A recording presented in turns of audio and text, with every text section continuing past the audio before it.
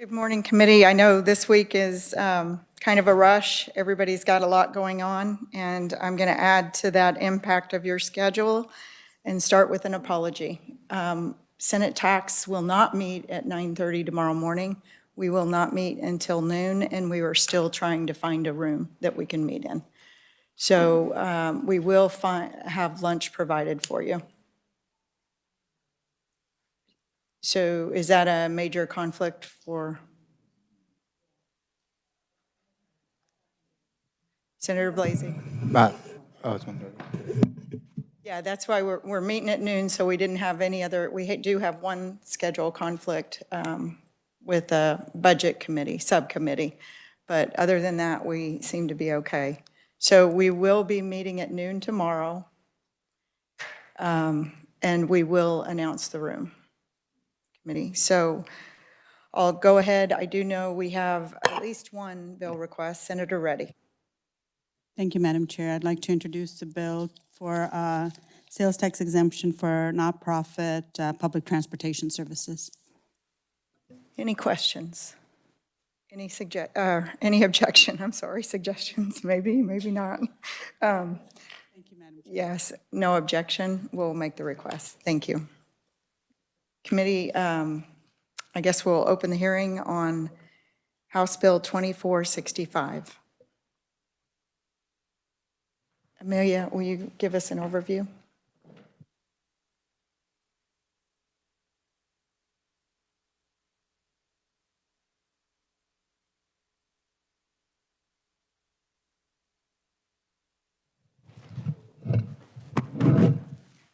Good morning, Madam Chair, members of the committee. House Bill number 2465 would clarify the determination of taxable income of an electing pass-through entity and provide for the passing through of tax credits to electing pass-through entity owners for purposes of the SALT Parity Act.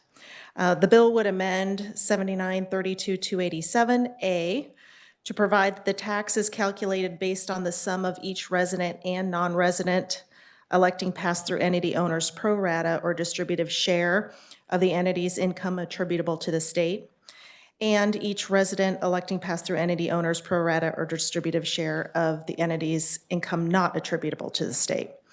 The bill would also amend subsection C to provide that the tax credits attributable to these activities, to the activities of the pass-through entity owner, would be passed through to and claimed by the electing pass-through entity owner or owners. The provisions would apply to taxable years beginning on and after January 1 of 2022, and the bill would take effect from and after publication in the statute book. The bill passed the House on March 29th of 2023 on a vote of 124-0. And just as a reminder, the SALT Parity Act actually took effect with tax year 2022. And I'd be happy to stand for questions. Thank you, Amelia. Committee, any questions? Thank you. Eddie, I would ask, I know you've given the number before, how much this change saved Kansas taxpayers with federal tax, and you can look that up while we're listening to the conferees. So committee, our first conferee is Tim Ellis via WebEx. Hello. Good morning. Thank you, Chairman Tyson and committee members, for the opportunity to provide information on House Bill 2465. Applicable to clarifications to the SALT Parity Act. On behalf of the Kansas Society of CPAs, the professional association representing over 2,000 CPAs and accountants in Kansas, we are offering the following perspectives of our members CPAs. As was just covered, the SALT Parity Act was passed in 2022. This legislation was in response to the Tax Cut and Jobs Act of 2017's $10,000 limit on state and local tax deductions for federal itemized deductions. The SALT Parity Act made it so that partnerships or S corporations may elect to be taxed at the entity level, starting with the entity's 2022 tax year. The partnership or S corp is then allowed a full state tax deduction in computing the entity's federal taxable income.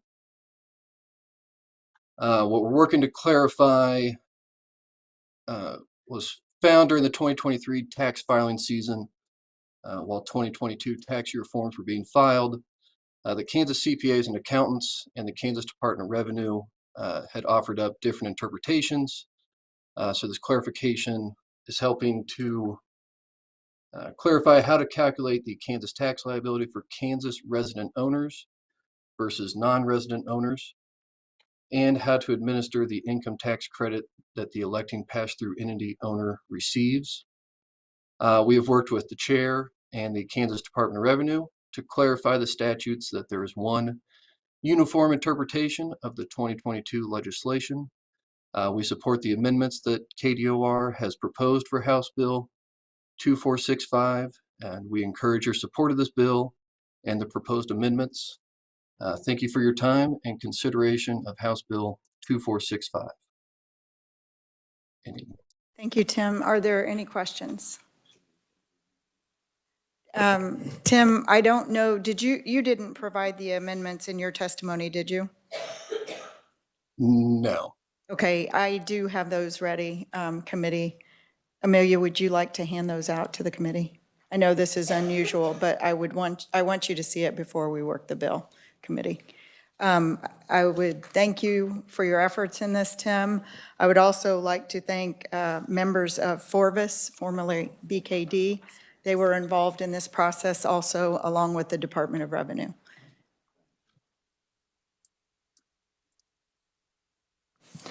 Committee, our next conferee is written only from Eric Stafford. We don't have any opponents or neutral. Is there anyone else that would like to testify for House Bill 2465? Seeing no one, I'll go ahead and close the hearing. And committee, do you have any questions on the handout?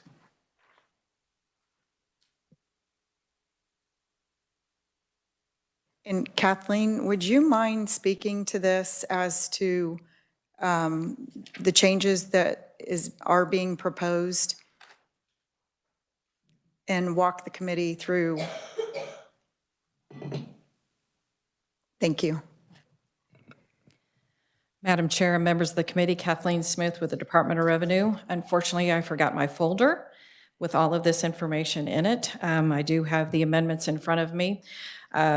What we have put together, again, we did work with a group of CPAs to make sure that we were covering everything.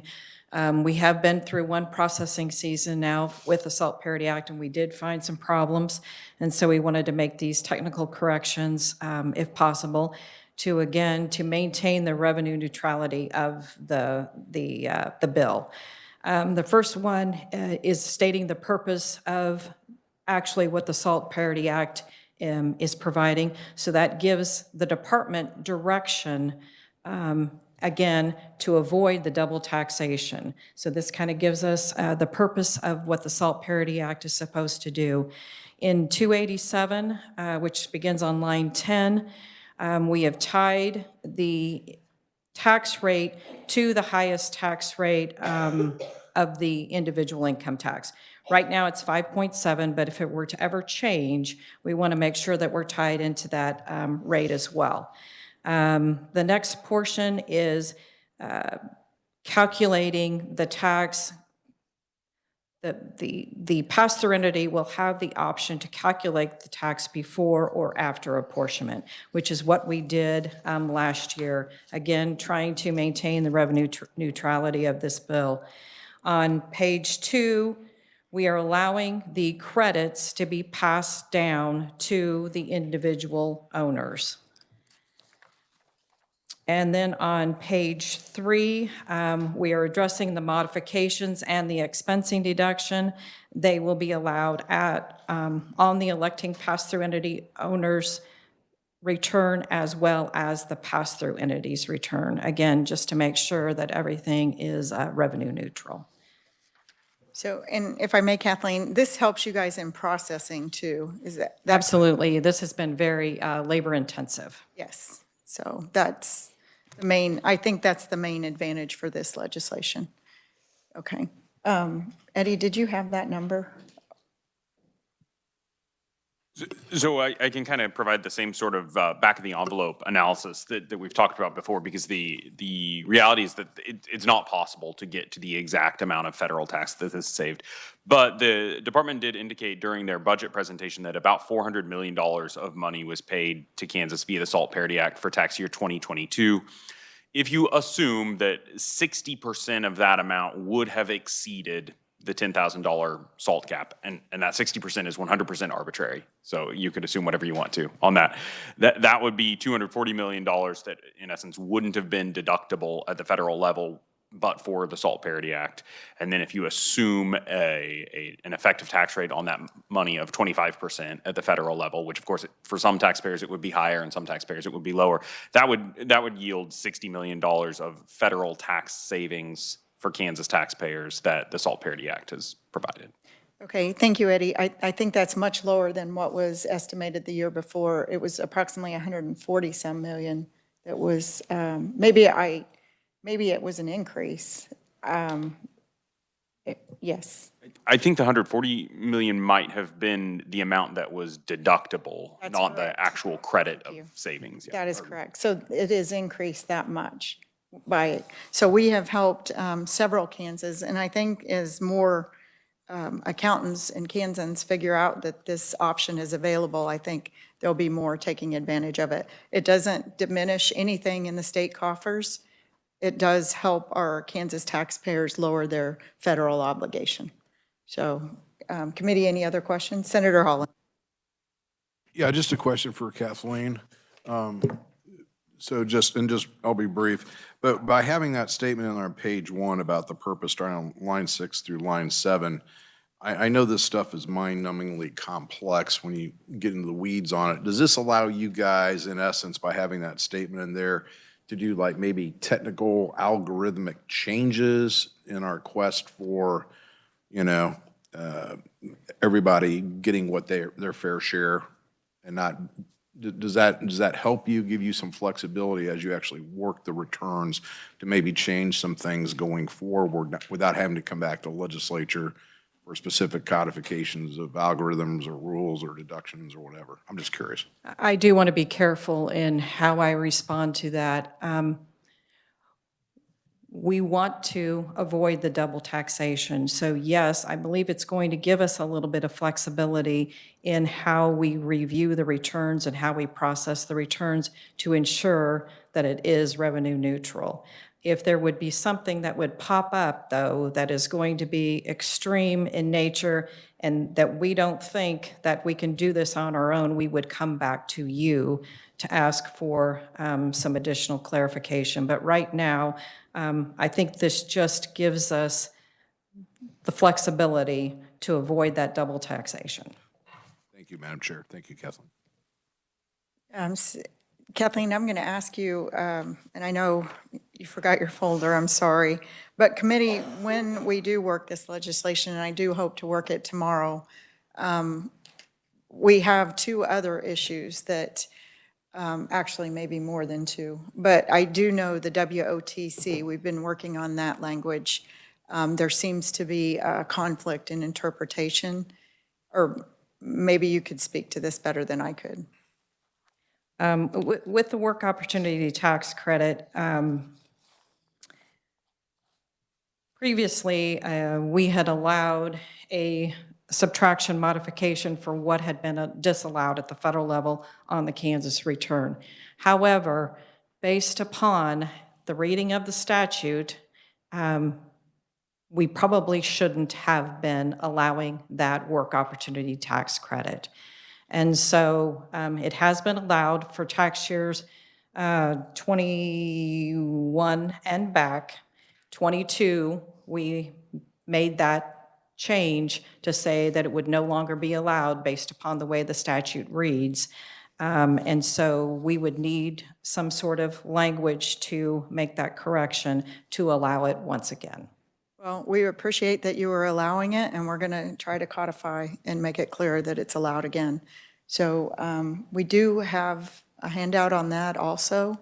I think we'll go ahead and make sure that that's in the committee's hands too, because I'd like to put this, since these are technical cleanups, if we could put these all in the same bill, that would be helpful.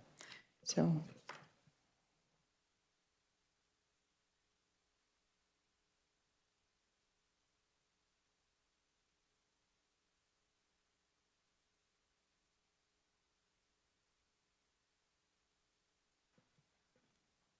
in committee, I know at least one of you, maybe more, have heard from accountants and constituents on this legislation. I've heard from several people.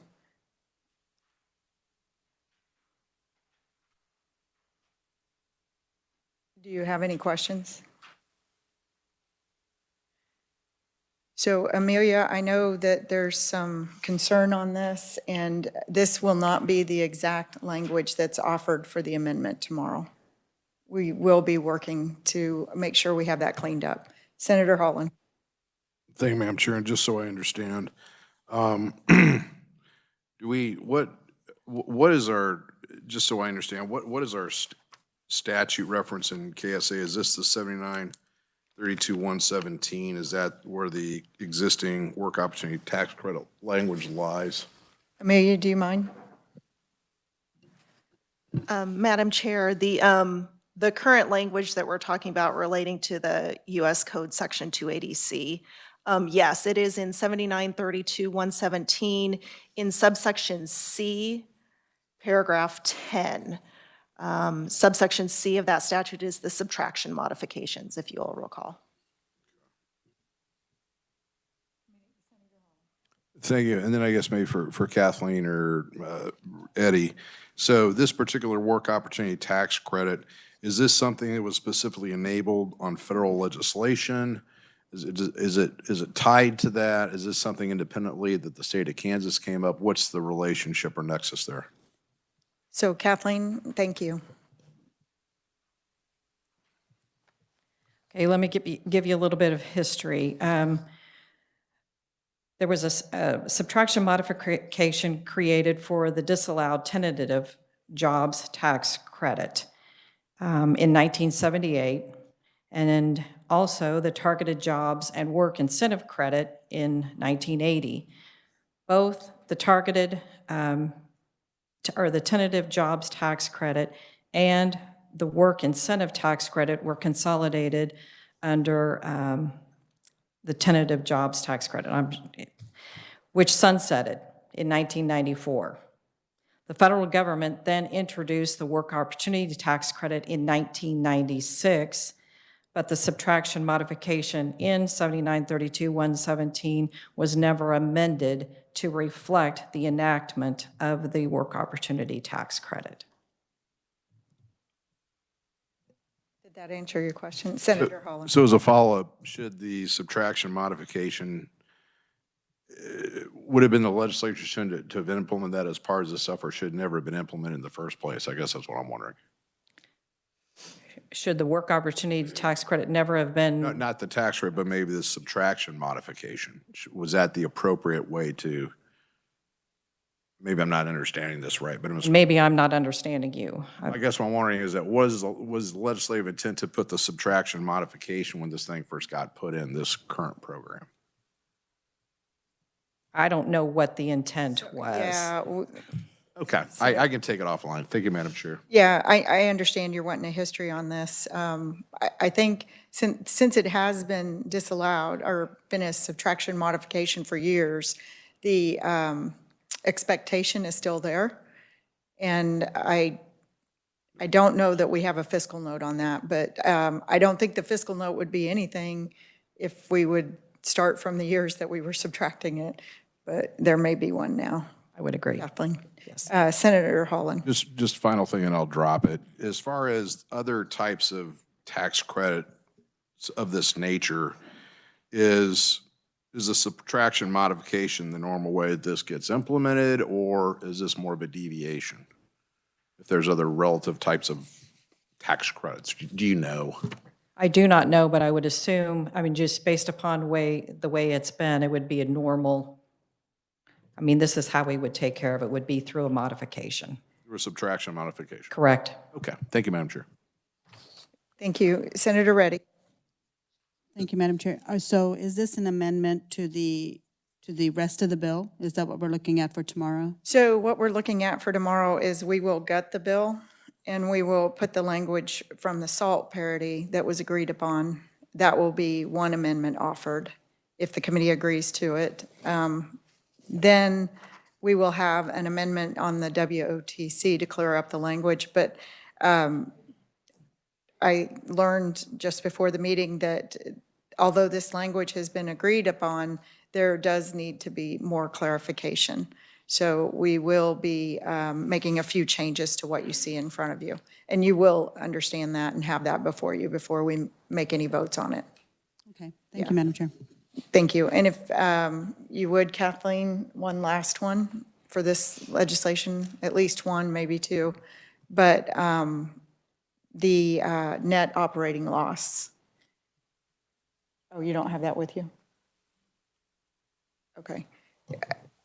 I thought the net operating loss was also agreed on in this group. We did the disallowed interest, business interest subtraction modification is what we had talked about in the group. So in 2021 Senate Bill 50, it created a modification for business interest that was disallowed at the federal level. And the legislation, the legislation was intended to prevent Kansas from receiving a windfall based on interest deduction limitations imposed at the federal level. The legislation was unclear to us as to whether the subtraction modification would include carry forward amounts of disallowed interest deductions from 18, 19, and 20. So this legislation or this proposed amendment would clarify that it does include the carry forward. And this would not have an additional fiscal note. When we had originally passed the bill, I think we had estimated around 38 million, a negative 38 million, and it would stay, it's still the same. Thank you, Kathleen. We're going to hand out this language so the committee can see it also. Senator Holland. Just a quick question, Madam Chair. Is this something we've tried to address in previous sessions and just weren't able to get across the finish line? Kathleen. I don't believe that we've ever addressed this. I think we just needed a little bit of clarification. Again, it was passed in Senate Bill 50 in 2021, and there were different interpretations. And So you just want to clean up the language for clarification. I do know the group did, and my mistake committee, I will be bringing the net operating loss one more time. We did discuss that. We're going to, we'll go on to that after we dispose of this with questions. Committee, any other questions on this language? Thank you, Kathleen. So the net operating loss committee, we've seen that before. That was in, I think that was in CCR 8. It was. And what it does is companies were kind of caught between the federal and the state deductions on that. Do you want to speak to it? That'd be great.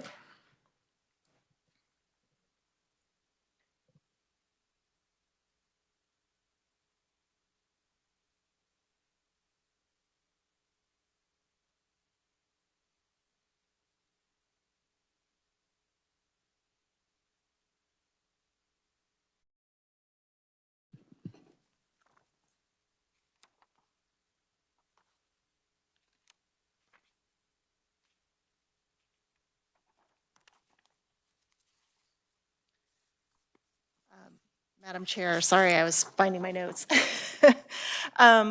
Yes, this relating to net operating losses, there was language in the CCR of Senate Bill 8 last year. And if you'll recall, this committee also heard Senate Bill 40, which was, I think, pretty much the same language relating to the treatment of some federal net operating losses that was the result of the CARES Act. The CARES Act allowed some carryback of some loss of net operating losses for tax years 18, 19, and 20. And the provision that was in the bill, or in the Senate bill that you saw, and then as well as CCR 8, would allow taxpayers who were allowed a carryback for net operating losses for 18, 19, and 20 pursuant to those CARES Act provisions, that they could carry forward those net operating losses for Kansas tax purposes for up to 20 years. And it would also extend the time frame that they could file amended returns to April 15 of 2025. Thank you, Amelia. Committee, are there any questions on that? Seeing none, just be aware that that'll probably be an amendment to tomorrow on the legislation. Are there any other questions? Senator Reddy. Thank you, Madam Chair. So all of this will also be, we will also have a fiscal note on all of these amendments? We will also have a fiscal note on all of these amendments tomorrow? Kathleen, could you provide a fiscal note on the amendments for tomorrow? They can try. Thank you.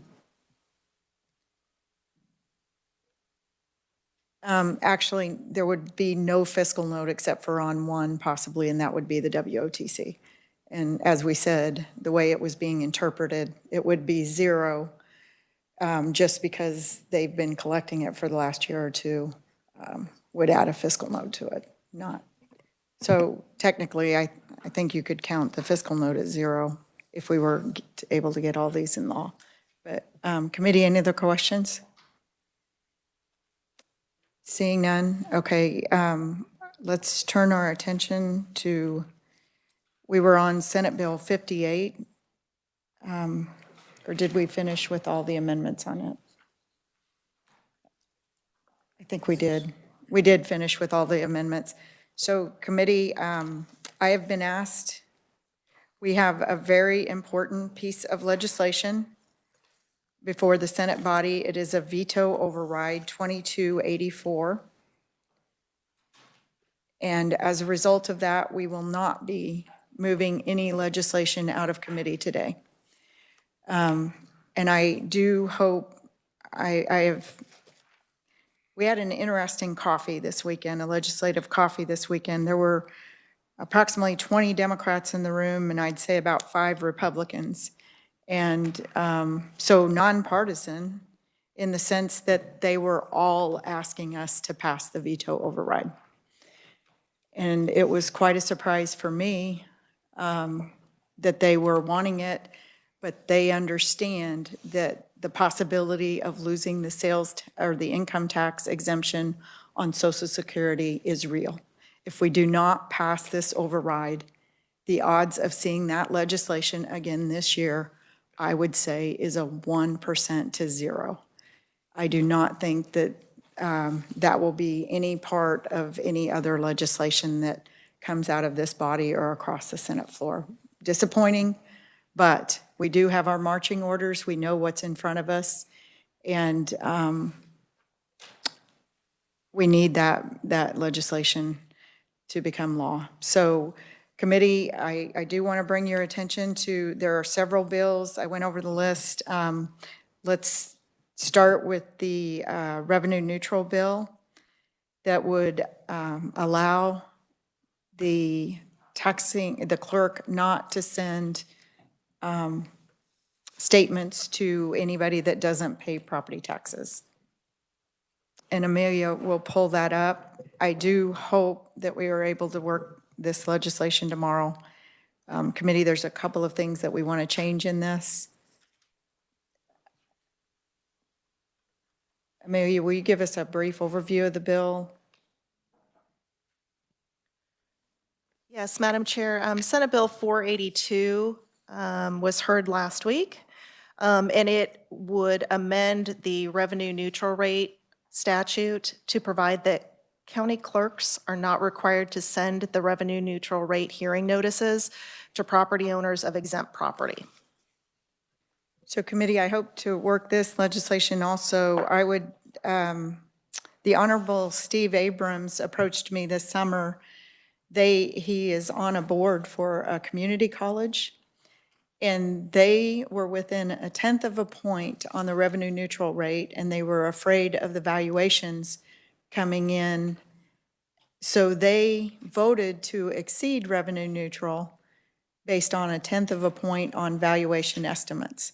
So what we would like to do, if the committee is amenable, excuse me, if you guys are in agreement, we will offer an amendment that would base, actually Amelia has the amendment. Would you talk to it so that the committee knows what we'll be voting on?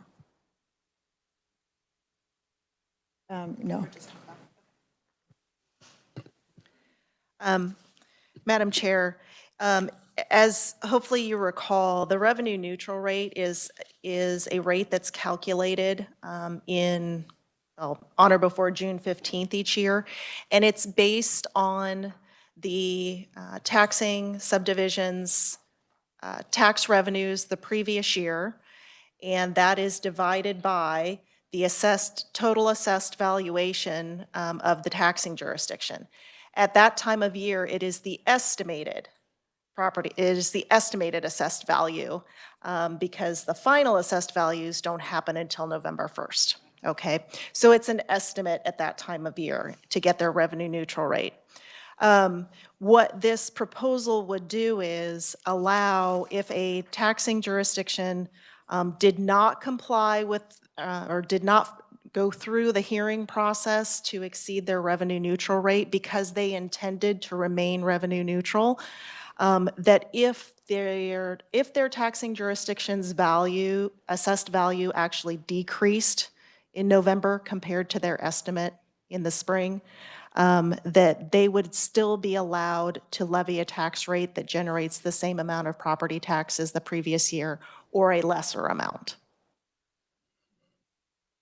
Are there any questions, committee? Senator Redd. Thank you, Madam Chair.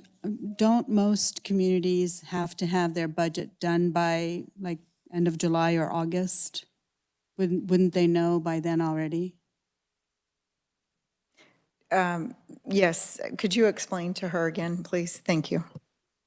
Madam Chair, yes, there are timeframes for when they have their budgets done, but this relates to the actual calculation of the tax rate. The final tax rate calculation happens at the end of the year after November, in the November time range, after they have certified their budgets and the amount of revenue they need to generate by the property tax. The counties need the final assessed valuations to be certified to them. I believe it's November 1st or November 15th, one of those dates. And when that happens, then the actual calculation of the rate happens. But if the assessed value decreases between spring and the final, they may have certified what they thought would generate a revenue neutral rate. But if the values decrease to such a degree that when you do the division to arrive at the mill levy, you could end up theoretically with a mill levy higher than your revenue neutral rate when they didn't intend to do so. Okay, thank you. And actually, they really don't need this legislation. They could dip into their reserves, but oh my. Yeah. Senator Holland. So basically, this isn't starting to reinstitute a lid or anything like that. It's just it gives them the grace of, oops, we were operating one set of numbers that came in lower. We're really trying to abide by the spirit of this, so we'll still let you operate as if that was what you were going on. Okay, I appreciate the clarification. Thank you, Madam Chair. Absolutely. The intent of this legislation was that they remain revenue neutral from the previous year. So if there was a drop in valuations, they would be able to collect the same dollar amount. So it's just clarification that I think we had approximately 55% of the property taxing authorities remain revenue neutral last year. I think you would have seen a higher number because there were, I know my home county actually voted to increase revenue neutral, but they remained revenue neutral based off the valuations that came in. So I think you'll see more counties and authorities remaining revenue neutral. Senator Baumgartner. Thank you, Madam Chair. If Amelia could provide some clarification. When the community colleges pass their budget, they're passing a dollar amount, which may or may not include a mill levy increase or decrease.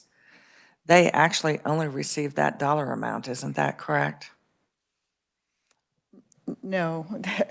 I believe it is. Well, they adjust their mill levy accordingly, though. Do you want to, When the Board of Trustees vote on their budget in July, they are setting a mill, but they're setting a dollar amount for the budget. so that budget assumes then that it's only property taxes. Budgets usually have other money besides property taxes. Well, I agree, but follow this. At times, Amelia would like to respond. Is that okay? Madam Chair, yes, their budgeting process, they certify the amount of the amount of dollars that they need to generate to meet their budget. That is part of the certification process and part of their budgeting process. The revenue neutral rate requirement now, also, they are required to think about what that will do to their mill levy and compare that to their revenue neutral rate. So as they're going through the process, they have to keep that revenue neutral rate in mind. And that's where this becomes, if they think they're remaining revenue neutral, based on those estimated assessed valuation numbers, if something were to happen with the assessed valuation, if there's an appeal or something, happened with those assessed valuations, they could be in a situation where they are required to only levy their revenue neutral rate if they did not hold their hearings, if the valuation dropped sufficiently. Senator Baumgartner? thank you, Madam Chair, but if the valuation went up, they are still limited to the dollar amount.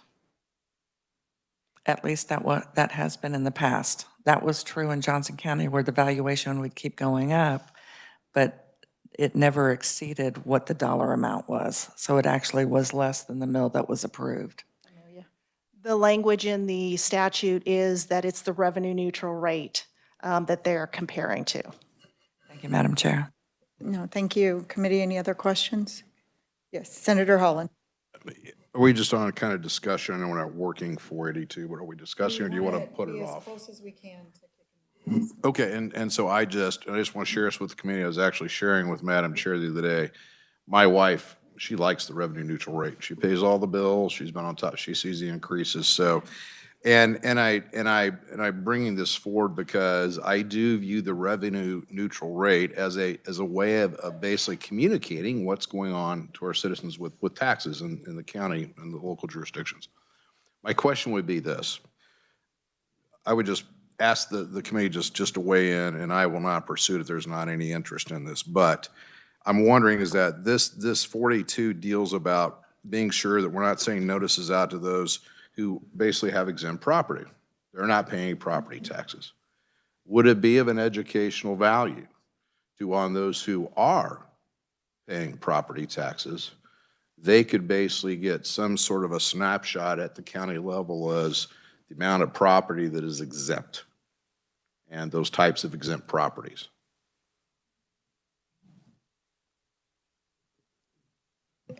Senator, we can sure look at that and discuss that as a committee. It could be another item on the form. We did make amendments to the form that were in CCR 8 last year. I wasn't going to bring those up since they are conferenceable again, but it would probably be a good idea if the committee look at those, and then we could include your suggestion in the discussion. Okay, and I'm just offering this just wherever it's really the will of the committee, because this is a good tool. I would not want to be seen as messing with it, but I do think it's a great educational vehicle, and I think it's important that our citizens in their various areas realize who isn't paying property taxes. Thank you. Committee, any other questions? Seeing none, I do plan to work also the legislation that would limit if property tax abatements are given out, exemptions not included, but then, well, I should say that differently, but you guys know what I mean. So like churches and those, they're all exempt, but any exemptions like business abatements and any of those, then they will remain revenue neutral. However, I do plan on, hopefully the committee will entertain an amendment to make it clear that it's only 1 year, the first year. Committee, any other discussion? Seeing none, I know we have a list of bills that we have on the item. We'll have a lot of work to do tomorrow. I do plan to meet, we'll have this room from 12 to 1:30 tomorrow, and we will find lunch for you guys. Senator Baumgartner. Madam Chair, are you about to end the meeting? Or are we going to work Sure, some more? unless you want to talk about more legislation. Senator Baumgartner. Well, I'm sorry that, but while we've been meeting, and since you said we're not doing the meeting tomorrow morning, we're doing it at noon, I did receive an RS number from the reviser, if I might introduce a bill. That would be fine. Thank you, Madam Chair. It is 24 RS 3009. It is the Kansas Blueprint for Literacy Bill. Is there any questions? Are there any objection? Seeing none, we'll make the request. Thank you, Madam Chair. You're welcome. And committee, there were a couple of bills that came very late to this committee, in fact, last week, and they're important bills, but we're not able to have hearings on them until after turnaround. I do plan to also work the legislation that exempts the trailers, golf carts, and all those for property taxes. Again, that won't interfere with 2284. Hopefully, these are bills that we can get out of this committee. I do plan to make an amendment or have somebody, if they're willing, to look at the weight on trailers. I think 2,000 pounds is very low. It might be a golf cart trailer is about all that would be exempted. So, committee, any other discussion or questions? Seeing none, thank you again for your work today, and we're adjourned.